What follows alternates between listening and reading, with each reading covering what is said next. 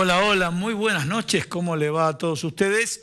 Nuevamente nos vemos en esta propuesta de unidad federal de FATFA y vamos a abordar distintos temas. Tenemos invitados en el día de hoy un referente que nos va a hablar de lo económico, un abordaje desde el análisis político y también siempre temas muy importantes referidos al ámbito gremial. Primera parte es la economía al ritmo de la pandemia y la economía. Y me parece muy importante ver un cuadro estadístico, una curva de comportamiento de la pandemia que hizo el analista Santiago Olce. A ver si lo podemos ver.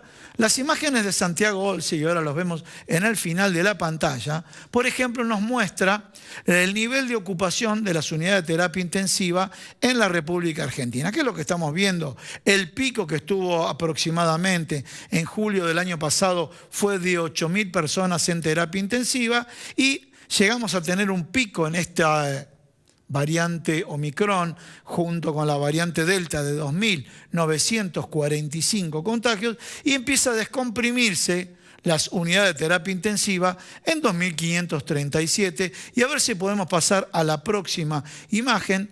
Y estos los casos reportados en la ola Omicron en el mundo. Y estamos viendo el comportamiento de la República Argentina que está en azul. Fíjense qué importante el tema para comparar con otros países. Estamos viendo en un verde oscuro a Sudáfrica y en un trazo negro a Inglaterra. Y si me permite acá el dire, yo me voy acá a la pantalla y acá les comento un poco el promedio. Acá tenemos el promedio de Reino Unido, pero fíjense la campana que se dio. Brote de contagio, que lo vimos acá.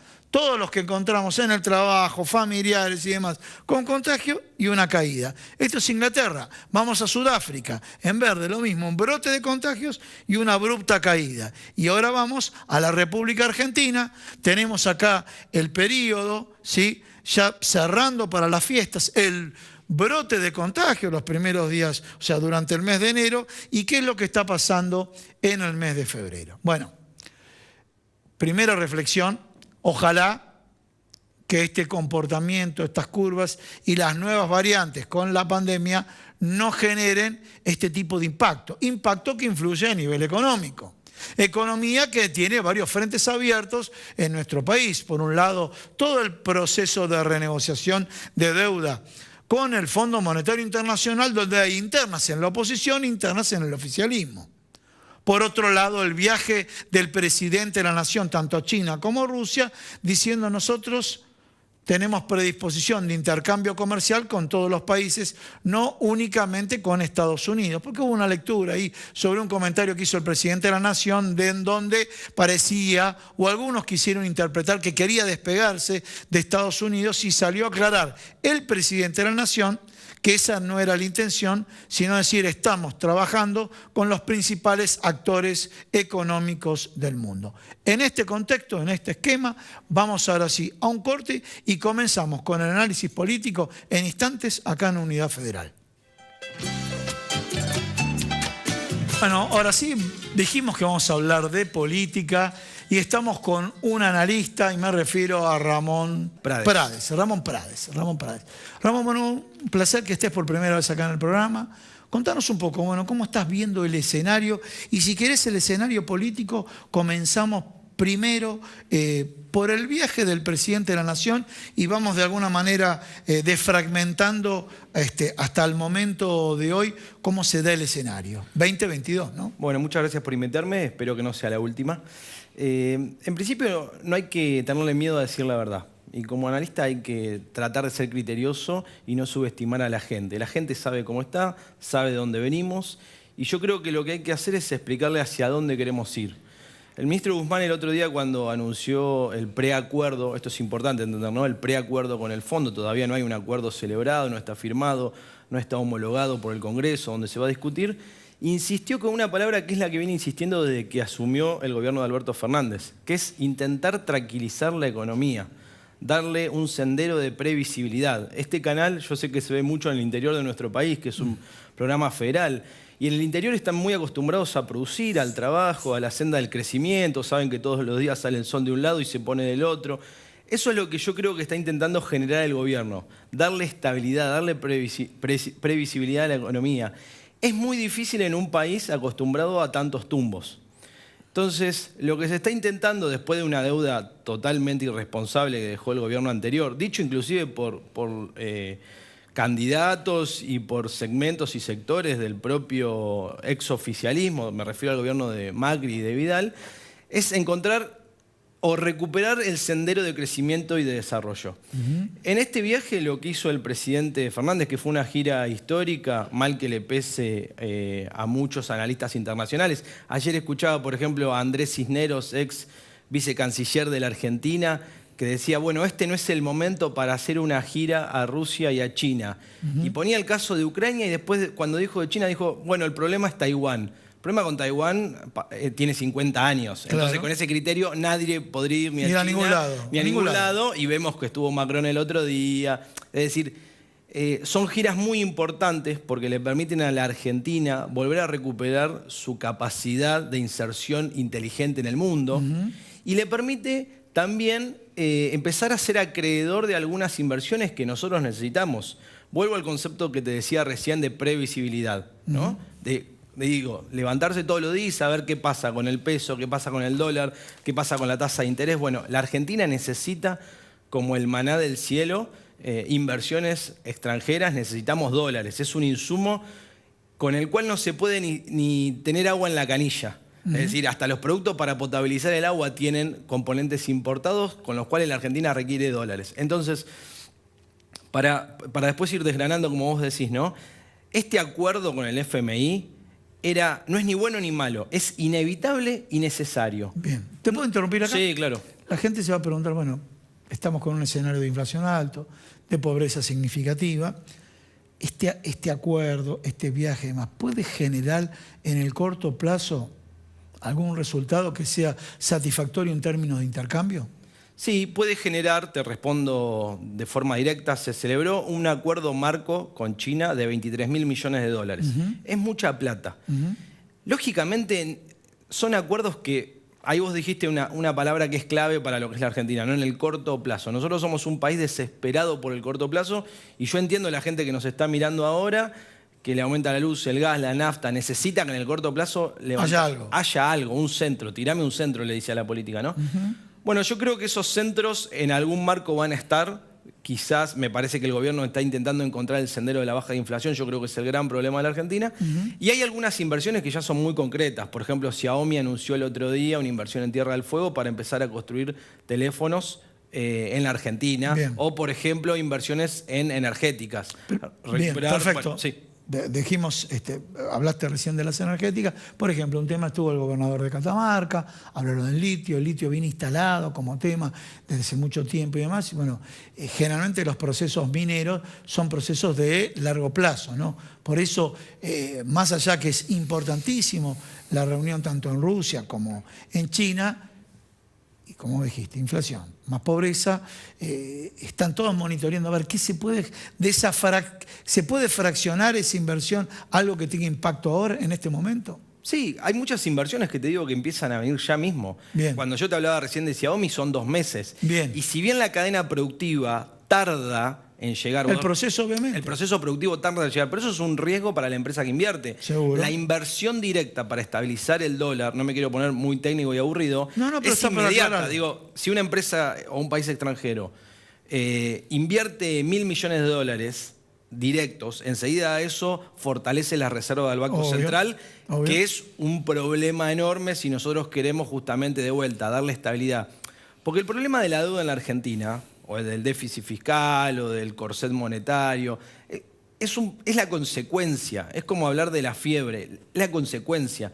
Lo que nosotros tenemos que lograr como Argentina es construir un proyecto de desarrollo sustentable y crecimiento. Cuando uno repite en los medios, y me ha tocado ir en los últimos años a algunos, decía, bueno, el problema de la Argentina, en la época de Macri, yo decía, estoy todos los días leyendo el boletín oficial, nos estamos endeudando para la fuga.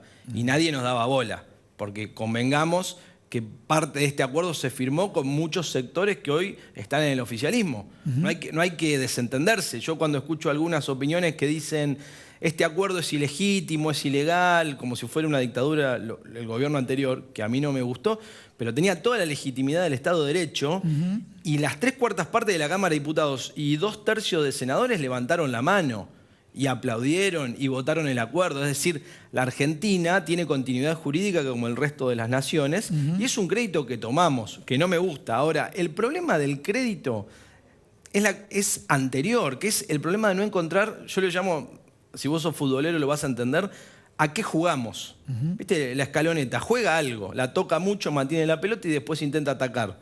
No la tira, no la revolea. Hay equipos que les sirve revolearla. Bueno, ¿a qué juega la Argentina? Este es el desafío de entender a qué juega. Juan, cuando vos decís a qué juega la Argentina, muchos allá atrás de pantalla se deben estar preguntando, bueno, ¿a qué juega la Argentina? ¿No? Ese sería el... Por supuesto, y seguramente si nos Voy a aclarar algo, te voy a aclarar algo, como en economía mencionan ceteris paribus, dejando constante algunas variables, pero bueno, ¿qué quiero decir? La variable estuvo la variable COVID, iba a decir Omicron, pero la variable COVID, en la cual generó de alguna manera un congelamiento, y ahora tenemos la variable negociemos con el Fondo Monetario Internacional, ¿no? Y el tema es, en estos 2 años, ¿qué pasó? ¿Qué puede pasar? ¿Qué se puede hacer? Con respecto a la pandemia, es un imponderable, pero es un imponderable global, es decir, si todo crece o todo baja, nos pasó a todos eso está claro. A ver, todos lo entienden, sí. Y sin embargo, en la mayoría de los países hubo castigo a los gobernantes vinculados con eso. O sea que, en definitiva, más allá del castigo, que sabemos que en muchas elecciones, término medio, hubo resultados diferentes a la elección posterior, tanto para el oficialismo actual y tanto para el macrismo, ¿sí? Bueno, estos 2 años, ¿qué le depara a la gestión de Alberto Fernández? Creo que le depara un intento de reconstrucción. Va a ser un gobierno que va a terminar, yo creo que no con la expectativa con la cual había empezado. Hay que plantearlo así a la gente, hay que decírselo. Ellos lo saben. Recién en este momento se recuperó el empleo, en este mes que está pasando, diciembre, los últimos datos que tenemos, 185.000 empleos los últimos que se habían perdido desde el inicio de la pandemia. Pero nos faltan 300.000 empleos para llegar al 2017. Pero, por ejemplo, te tiro un dato, 77.000 millones de dólares de exportaciones, la tercera exportación más importante del año pasado de la historia de la Argentina. Eso va a llevar tiempo, inevitablemente. Ahora, una cosa es, de vuelta, a la gente que produce, que trabaja, que todos los días se esfuerza. Una cosa es decirle, esto va a llevar tiempo, pero vamos por este sendero de crecimiento. Y otra cosa es, esto va a llevar tiempo y la cosa va para atrás y cada vez estamos peor. Encontrar ese sendero de previsión, de tranquilidad, de tranquilizar la economía, empezar a intentar reconstruir el mercado de capitales que logre financiar el déficit fiscal que tenemos, que es evidente. Bueno, no te olvides que Néstor Kirchner gobernó con superávit gemelo, superávit fiscal y comercial. Entonces no fue casualidad. Digamos, hubo un montón de cosas que se hicieron muy bien que le permitió a la Argentina potenciarte. Ahora, este es un país, ayer lo hablaba con un amigo que vino de Francia, que se fue a vivir allá después de la crisis del 2001, que estaba impactado, porque viene cada 3 años y ve estos altibajos, ¿no? Esto es un tema, por ahí, para mí ya escapa al orden político dirigencial. Lo digo como analista jugando a la sociología, ¿no? Creo que es un tema que tendríamos que lograr entre todos los sectores, no solamente la política o la oposición. Yo hago un llamado a toda la dirigencia, eclesiástica, cultural, sindical, empresarial. Necesitamos encontrar algunos marcos de común acuerdo. Por eso creo que las posiciones extremas, para ponerte 2 nombres y no quitarle el cuerpo, digamos, entre Patricia Bullrich y Fernanda Vallejo, está el 90% de la Argentina, digamos, no, y esos 2 pedacitos son el 10%, que pareciera a veces que son el 90%, pero la irracionalidad de la Argentina es muy chiquita en términos numéricos. Por ahí en términos mediáticos o en términos de cómo se expresan, parecieran que opacan al resto. Pero la gente que ahora nos está mirando en el interior de la Argentina, que todos los días se levanta, como te decía hoy, y trabaja, quiere gobiernos racionales. Bien. Quiere dirigentes racionales. Bien. Y ahora, ya que dijiste dirigentes racionales, voy a combinar un poco, discúlpenme ustedes, un poquito lo académico, vamos al tema político tuyo. Belén Shapiro dice, bueno, el fracaso de las organizaciones cuando el enemigo somos nosotros. Entonces la pregunta que le hago al oficialismo, también se lo tengo que hacer a la oposición, pero ¿no encontrás que dentro del oficialismo a veces el enemigo está dentro? A ver, la última fotografía fue el debate que tuvieron Aníbal Fernández y Sergio Berni. Pero no pasaron 4 días, que fue la renuncia de que en tu lugar estaba sentada Sheila Bilker, analista político. Máximo Kirchner, que se retira, que no está de acuerdo. Bueno, a veces no se da en los gobiernos, vamos a hablar de este gobierno, que a veces el propio gobierno tiene sus propios enemigos y frena el avance de todo lo que se quiere realizar. Absolutamente, de vuelta, no quiero esquivarle, entiendo la pregunta, pero le pongo un matiz. Yo creo que como argentino, yo te comentaba, yo lo hablaba con esta persona que vino de Europa, que está muy acostumbrado a las coaliciones, Bélgica, esto es Sudamérica. Acá estamos muy acostumbrados, y esto es global, a jefaturas políticas. Jefaturas políticas más dialoguistas o menos dialoguistas, pero jefaturas políticas al fin. Que si hacen cadenas nacionales o no es otra cosa. Pero nadie puede discutir la jefatura política de Macri dentro de su espacio, como la de Cristina también en su espacio. Entonces, cuando se arma una coalición, yo creo que este es un error de gestación, ¿no? Quizás lo que faltó entre las autoridades o los jefes políticos que armaron esta coalición fue el intento de reconstruir o de construir una coalición de gobierno, no solamente una coalición electoral. Construir una coalición de gobierno a medida que los melones, digamos, que avanza la camioneta y se van acomodando, es dificultoso. Van 2 años en un país complejo para esto. Creo que las dirigencias políticas tienen que tener, como te decía recién, racionalidad y mucha prudencia. Me parece que es muy desgastante para la sociedad después de haber sufrido la coerción de derechos individuales, producto de la pandemia, y la coerción de derechos materiales, producto de la crisis económica, además soportar las peleas de vedetonga de la clase política o la clase dirigencial.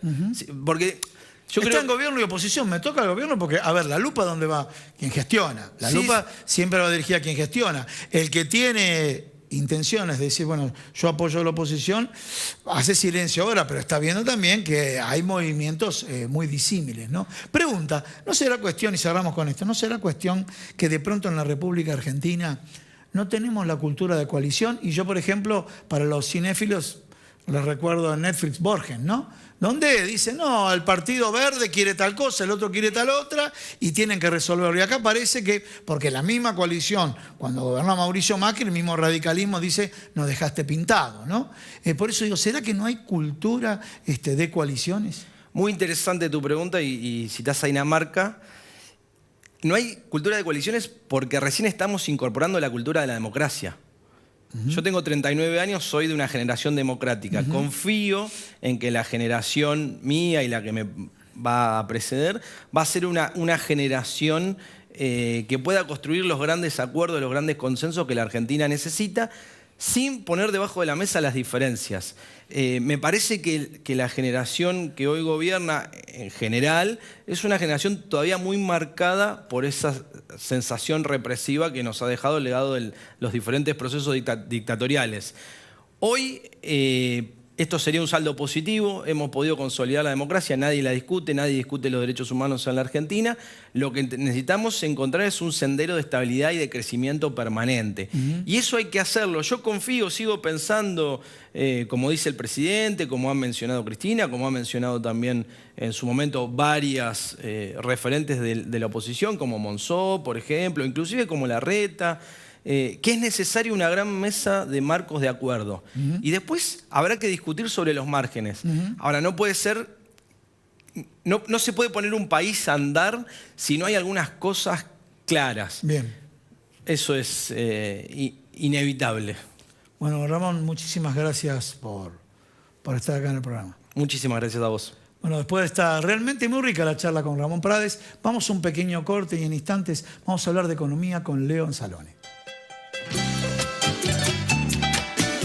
Bueno, continuamos acá en Unidad Federal.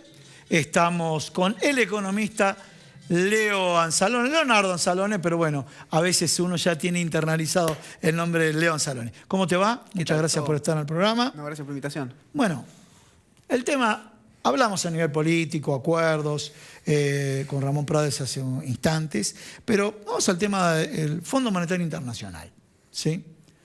El rol del gobierno, con sus diferencias, el rol de la oposición, con sus diferencias, y bueno, cómo puede traccionar positivo o negativamente el acuerdo con el Fondo Monetario Internacional.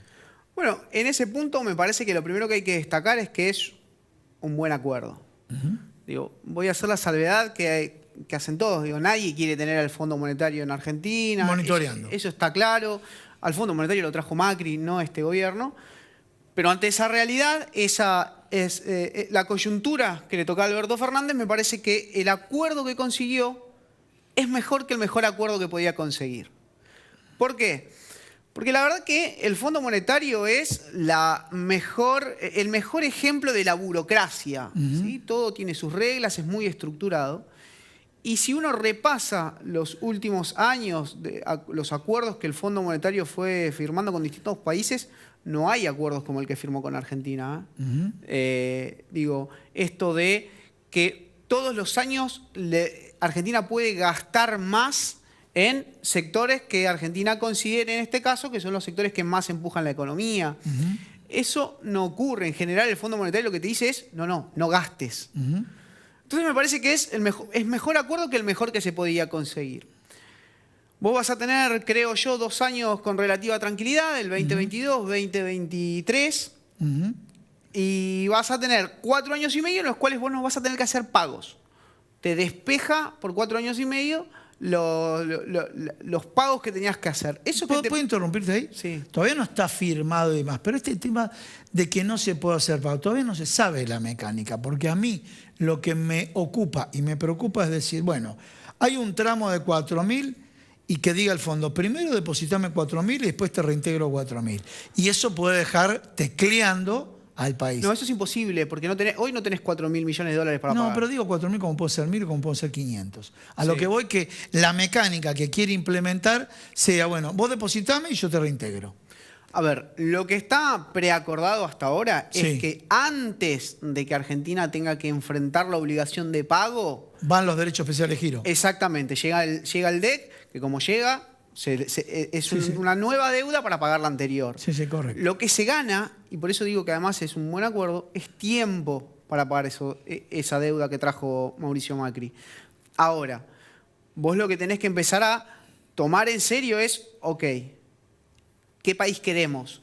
Porque esto hay que pagarlo en algún momento. Entonces me parece que lo que nos da es aire, nos deja sacar la cabeza fuera del agua, pero hay que empezar a contar cuál es el país que queremos, qué vamos a exportar, a quién, para generar los dólares, para pagar y terminar con algo que dijo el presidente en su gira por Rusia y China, que es terminar con la dependencia.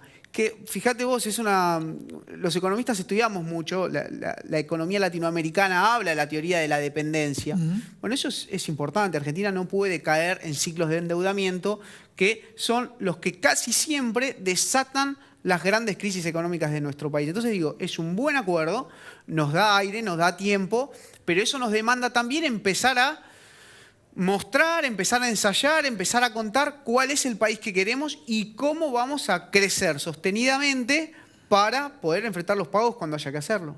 Bueno, hagamos lo siguiente. Yo te propongo que vayamos a un corte, pero dejo para después del corte el tema de la energía, los subsidios energéticos. Apareció ya un mapa de alguna segmentación, tanto en cuanto a las partidas de luz y las partidas de gas propuesta por Federico Basualdo. Y bueno, quiero saber tu opinión. Dale, muchas gracias.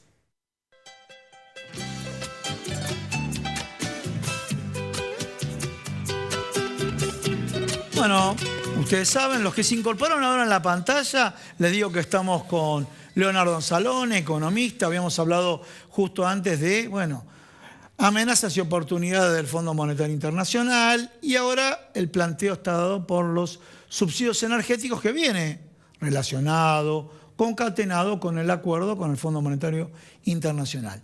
Subsidios energéticos, ¿sí? Sí, ahí vos sabés que es un gran tema.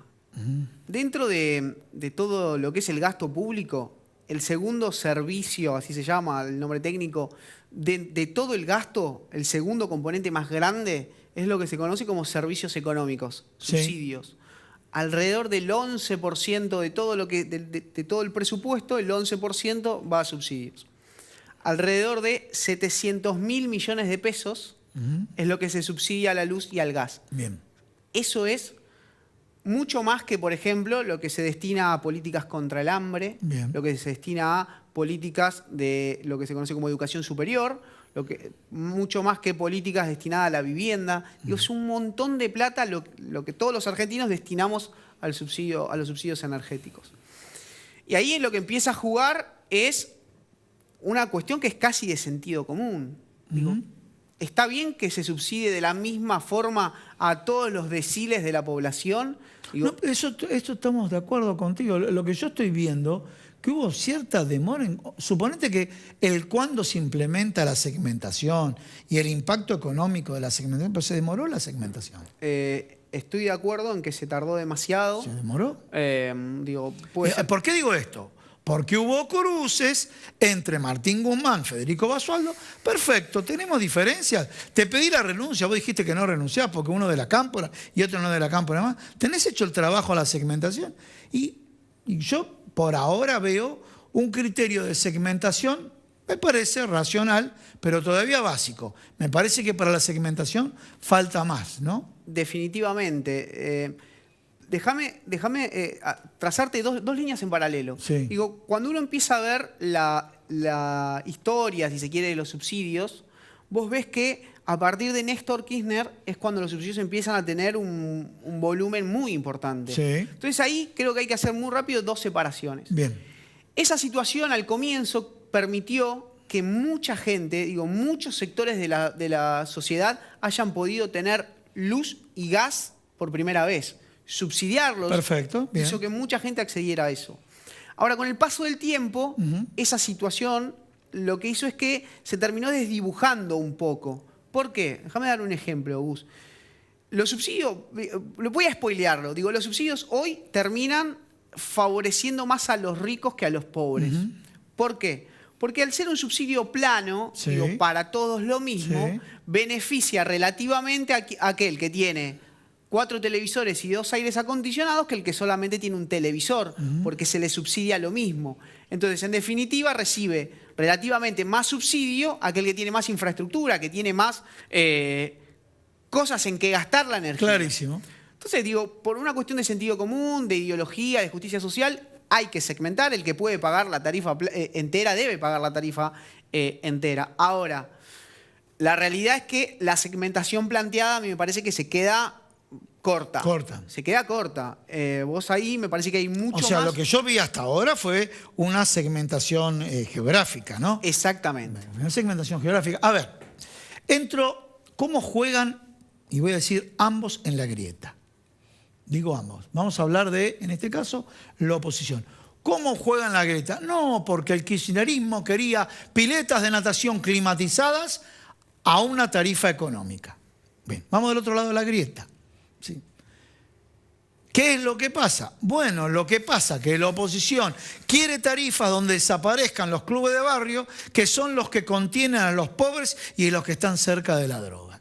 Y yo creo, muchachos, bueno, bajemos un cambio de los dos lados, establezcamos un criterio racional de segmentación y a partir de ahí, yo cuando veo la geográfica digo, veo cerca de Puerto Madero, pero ¿habrá alguno que vive en una casa precaria en ese barrio donde va a pagar un tarifazo? Quiere decir que, bueno, el primer abordaje está bien hecho, mirando el mayor criterio, pero ese primer abordaje faltó. Y de pronto hay barrios que van a tener una tarifa barata y es probable que en estos barrios exista la famosa pileta en una casa, por ejemplo, Caballito. ¿Existe la pileta climatizada?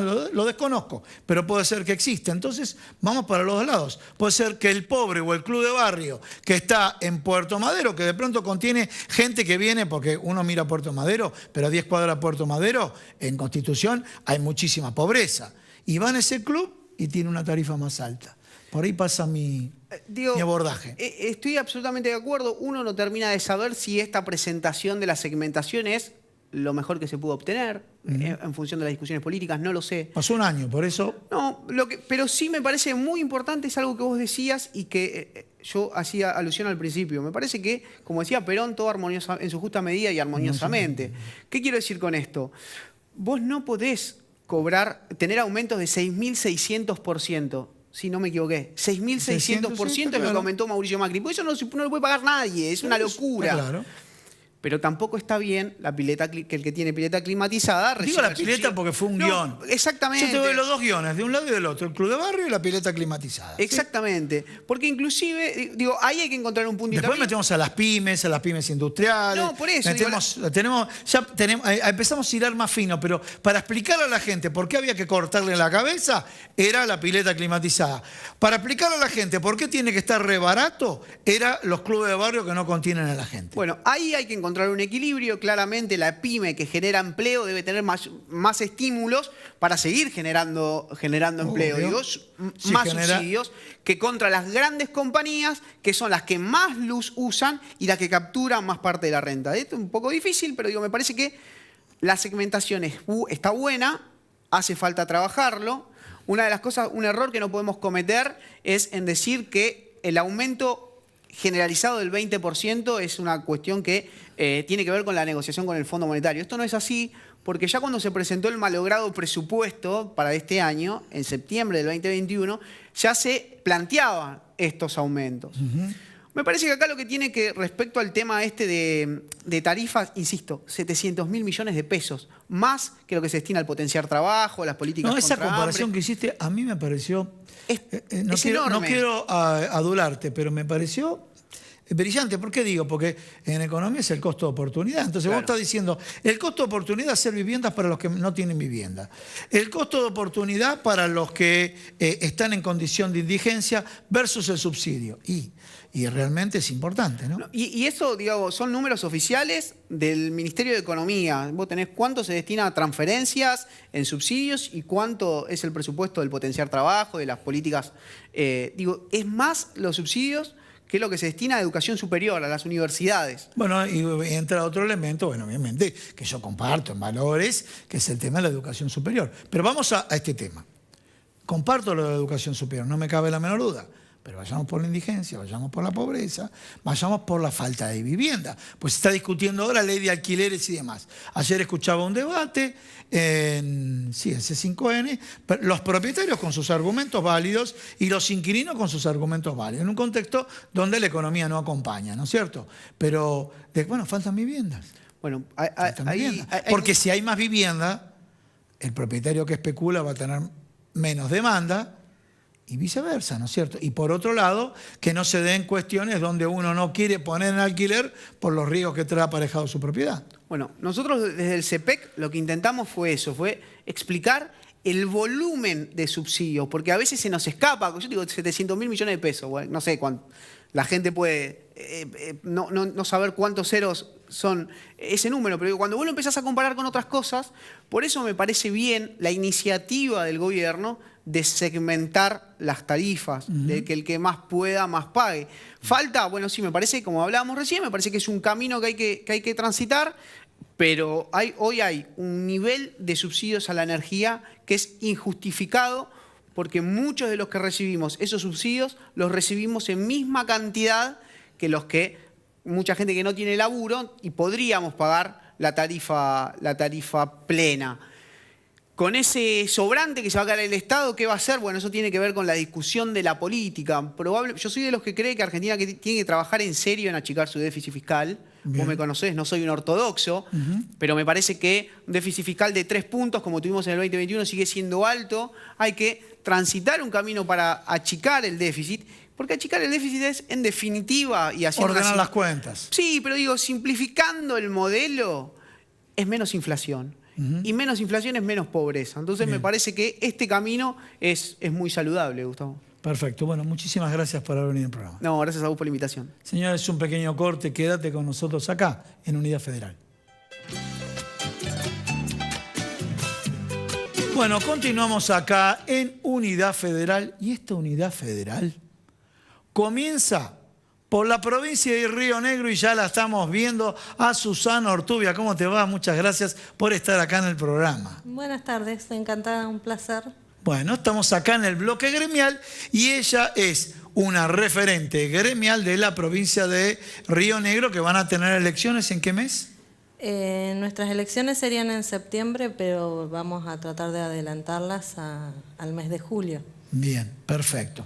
Y bueno, y ahora sí, vamos así, acá en Unidad Federal, directo a la provincia de Tucumán, porque estamos con Marcelo Luna. ¿Cómo te va? Bien, buenas tardes. Muchas gracias por esta invitación, ¿no? Bueno, justo hablando de tucumanos, vamos a cambiar para descontracturar acá en el programa. Hablando de Tucumán y un tal Oficial Gordillo, un humorista que Muy bueno. Que es muy bueno, está teniendo éxito en todos lados, ¿eh? La verdad acá que en Capital, en Córdoba, en Santiago del Estero, en todos, así que tienen muy buena materia prima humorística. No tan solo humorística, sino Bueno, ahí también, está, ahí está. sino también De trabajadores. De trabajadores y las comidas Y las regionales. comidas, sí, bueno, la empanada tucumana. Bueno, muy bien. Ahora sí, vamos al tema gremial. Si te parece, comenzamos por ti. Susana, contanos un poco, ¿hace cuánto tiempo que estás trabajando en el gremio, en la federación, y bueno, y te vas a proponer como secretaria general para estas elecciones? Sí, hace 4 años que ingresé al sindicato de Río Negro. Uh-huh. Este año que pasó, Sí, en octubre, que fueron las elecciones, ¿no? Acá en FAFA. Sí. Me ofrecieron el cargo de la Secretaría Administrativa.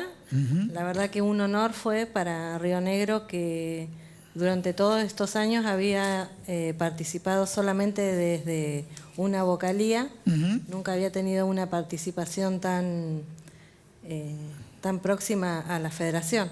Uh-huh. Así que la verdad que estamos muy contentos y apostando a aprender más que nada y para llevar adelante el sindicato de Río Negro, que, bueno, como vos lo dijiste, estoy para ser la próxima secretaria general a mitad de este año. Bien, contanos un poco, bueno, Río Negro, una provincia con una gran superficie, hay que recorrer lo que en un momento querían llamar corredor bioceánico, ¿no? Pero hay que correr de una punta a la otra. Tenemos la montaña al mar. De la montaña al mar. Y es una provincia bastante extensa. Uh-huh. La verdad que empezamos a recorrerla hace 3 meses y todavía nos quedan ciudades, pueblitos, que no hemos podido llegar, que lo vamos a hacer a lo largo de este mes. Bien. Pero sí, venimos trabajando bien y tratando de llegar a todos los lugares posibles. Bien. Si me permiten ambos, vamos a un pequeño corte, ¿les parece? Sí. Bueno, señor director, un pequeño corte, quédate con nosotros y continuamos acá en Unidad Federal. Bueno, continuamos acá en Unidad Federal, realmente un placer, conocerte, primera vez que te veo acá en el programa, que estés acá en el programa, Susana, muy importante, y los desafíos, ¿no? Los desafíos de la mujer en un rol gremial, me imagino. Es un sector donde hay fuerte presencia femenina, pero sin embargo los desafíos de liderazgo de la mujer, ¿no? Sí, es difícil. Mayormente, la mayoría de los gremialistas fueron hombres, pero bueno, estamos tratando de meternos de a poco. Bien. Y creo que nos va a ir bien, porque somos de carácter. Sí, te veo con personalidad. Muy bien, y ahora sí, vamos a conversar con Marcelo Luna, que es prosecretario gremial y del Interior. Bueno, contanos un poco. Bueno, la provincia de Tucumán, yo comencé relajando, hablando de gastronomía, pero ahora vamos a hablar de los temas propios, laborales. ¿Hay elecciones ya próximamente en la provincia de Tucumán? Sí, nosotros tenemos elecciones en noviembre de este año. Yo soy secretario general del año 2018. Sí. La provincia más chica, digamos, del territorio. Pero densamente poblada, la más densamente poblada. Exactamente, y la recorremos conjuntamente con el secretario gremial y secretario adjunto, la recorremos de punta a punta y bueno, estamos haciendo un trabajo gremial importante en la provincia. Bien, contanos un poco. ¿Tenés una idea, una referencia? ¿Cuántas farmacias tiene la provincia? Y la provincia de Tucumán tiene alrededor de 600 farmacias. Hay farmacias muy grandes, he visto cadenas de farmacias muy grandes. Claro, tengo cadena de farmacia local que tiene 450 empleados. Tengo otra cadena también que es local que tiene 180 trabajadores y después otra cadena también de ahí de Tucumán que tiene 100 trabajadores. O sea que o sea, están los tres modelos de farmacia. La farmacia grande, la mediana y la pequeña. Exactamente. Bien. Exactamente. Bien, bien. Bueno, contanos un poco, ¿cómo ves este año? ¿Cómo ves la actividad propia en la provincia de Tucumán? No, en Tucumán sabemos que el gobernador de la provincia está a nivel nacional. Como jefe de gabinete. Como jefe de gabinete, exactamente. Nosotros... Nos referimos a Juan Mansur. A Juan Mansur. Nosotros trabajamos con el gobernador, que digamos trabajamos, estamos en contacto con el gobernador, tenemos buena llegada con el contador Jaldo, que está de gobernador interino hasta el 2023. Bien, volvamos a la provincia de Río Negro. Más o menos un panorama de cuántas farmacias hay en la provincia. Y son menos que en Tucumán, habrá alrededor de unas 250 farmacias. Bien. La mayor parte de las farmacias está en Bariloche, está concentrado ahí y después, bueno, se distribuyen a lo largo de la provincia. ¿Y la cantidad de empleados en general Y que así, hay? empleados, 1000. ¿Ustedes? Y 1.200 trabajadores. Bien, bien. Pues fíjate, alta concentración, 1.200, mayor dispersión, Sí. 1.000 trabajadores. Qué tema también importante, ¿no? Porque uno hace referencia siempre a la fuerza laboral, ¿no? Sí. El valor agregado que genera la fuerza laboral. Bueno, ¿cómo vivieron ambos el tema de la pandemia? Y fue bastante duro. Yo ya no estaba trabajando, estaba con licencia en la farmacia, así que no estuve en la atención al público, pero veía lo duro que estuvo para cada compañero el no parar en esta pandemia y no ser considerado un trabajador esencial. Qué tema delicado, ¿eh? No verlos incluidos y estuvieron siempre en el mostrador, ¿no? Sí, estuvieron todo el tiempo y siguen estando, no han tenido su descanso. Me imagino en ambos casos. Sí, en ambos casos es prácticamente lo mismo. Nosotros en Tucumán, desde que comenzó la pandemia, los trabajadores estuvieron al frente del mostrador, muchos compañeros que se contagiaron, tenemos compañeros, no muchos, pero fallecidos por el tema de la pandemia y siguen trabajando, o sea, que es importante, ¿no?, para la sociedad que las farmacias han estado abiertas, nunca han cerrado, así que, bueno, hay que seguir para adelante. Bien. Pregunta, yo sé que es duro hacer esta pregunta, pero bueno, estaban en la línea de fuego, trabajadores esenciales. ¿Tuvieron compañeros que fallecieron por COVID? Sí, como te decía anteriormente, nosotros tuvimos 4 compañeros que fallecieron por COVID. ¿Ustedes? Sí, nosotros en la provincia tuvimos, también 3 o 4 compañeros de farmacia que fallecieron. Bien, y para cerrar con ambos, bueno, a nivel nacional, desde la nueva conducción, comenzando por Sergio Haddad, bueno, ¿cuáles son las perspectivas de trabajo que tiene cada uno de ustedes? Sí, yo vengo, digamos, estoy ahora aquí en Buenos Aires para ver el trabajo del compañero secretario general y bueno, y ayudar en lo que más se pueda, ¿no? O sea, uno viene a trabajar. Bien. ¿Vos? Y también lo mismo, a trabajar, a acompañar y aprender un poco más para poder llevarlo a mi provincia. ¿Hace cuántos años trabajas en el sector farmacéutico? 15 años. ¿Y vos? Yo 35. 35. Tenés 37, que tranquilo. Sí. Y vos 18. Bueno, no hay problema con la edad. Sí.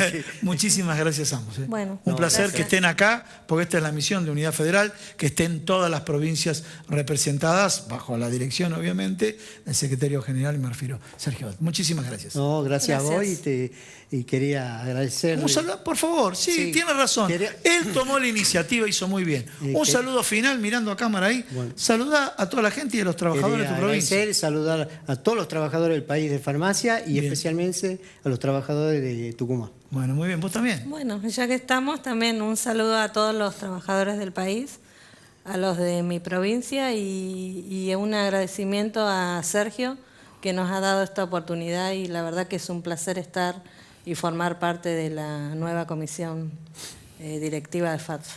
Bueno, señores, ahora sí, estamos cerrando el programa. Tenemos que hacer otro tipo de agradecimiento y me refiero a los canjes. ¿Por qué? Porque esta pilcha que lucimos en todos los programas y demás, esta ropa, no corresponde decir pilcha, es de Sastrería Windsor, que está ubicado en la calle Maipú 843 o tiene el Instagram, @Sastrería Windsor, una sastrería tradicional con un espíritu joven. Y por otro lado también tenemos que agradecer quien nos maquilla es Paula Río Frío, que tenemos ahí el Instagram que dice @Paula Johnson. Desde ya, muchas gracias, estuvo acá en el programa con nosotros, señores. Nos vemos la semana que viene en este programa que se llama Unidad Federal.